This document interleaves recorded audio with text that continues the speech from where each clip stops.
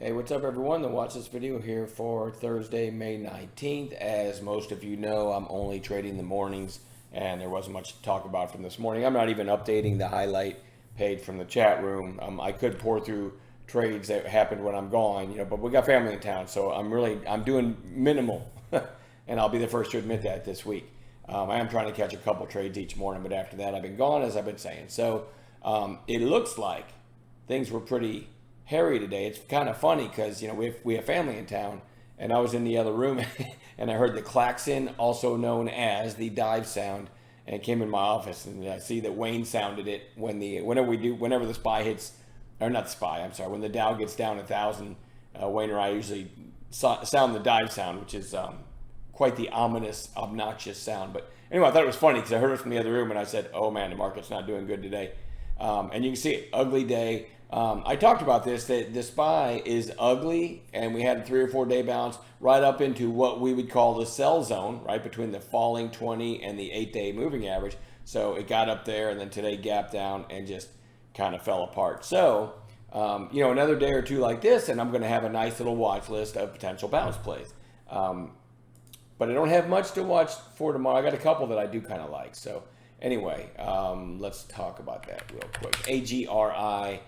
Really strong relative to the market. It was on long watch today, but then it gapped up, which kind of took some of the mustard out of it. But I'm going to watch that one. Great relative strength to the market. DPSI, that's not an errant tick. It actually did run all the way to 1298 or whatever before closing down at 8 something. But anyway, you slice it, it's still a big jump from where it closed yesterday. So even though you got some bag holders from today, I think it's worth keeping on long watch after making a move like that.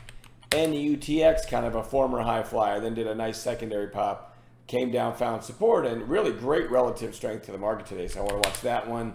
Remember, I make my money between the bells. I'm not in anything overnight, so these are things that may give me a trade the next trading day, and I'll only take a trade if I get an A-plus intraday setup in any of these. The group in the chat room is great at working together, spotting those, though, and posting them before they trigger. I love that about you guys.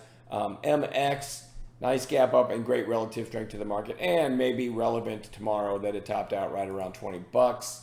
SKYH, also kind of a former high flyer, had a nice run here, obviously a huge run back here, but is putting in a lower high. And again, in a weak tape, this is definitely one to watch. I think there's a lot of shorts in the name too. PPSI had the gap up yesterday, sold off the gap down today, and great strength compared to the market, so it goes on watch. Walmart WMT is actually one of my favorites as far as a potential bounce play. That is a really beaten up stock. Dow component, big name. Everybody knows what Walmart is, and you can't help but think if the economy goes to crap. Walmart reported and didn't obviously report good numbers, but Walmart might become pretty in favor, and then it all depends on the inner workings, right? With inflation and how much that's going to affect them, and also supply chain issues. But I'm not smart enough to understand all that, and I'm a day trader, so none of that really matters to me. Anyway, Walmart certainly could be a, sort of an in vogue stock if things really get hairy in the market, and it's pretty beaten up now. I shouldn't say in the market. If things get really hairy in the real world, Walmart might be something that could give a decent bounce. So anyway, with that in mind, I think it might be overdone to the downside. We'll see if the market tells us that tomorrow. CYN just goes right back on bounce watch. I actually took a trade in this one today. One of my early trades back through the highs right here. And, it didn't go that far, but I still had a decent little percentage gain in it. And then it rolled over with the rest of the market. So what happens? I put it right back on bounce watch for tomorrow. And then lastly, ULTA. And there's plenty of stocks that were really, really beaten up today.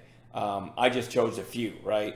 Like I said, I like a lot of charts. If we get another nasty day or two, I'm going to have a really nice bounce play list. And you guys in chat know when the watch list is full of bounce plays, or I should say potential bounce plays, those can be some really nice trades, right?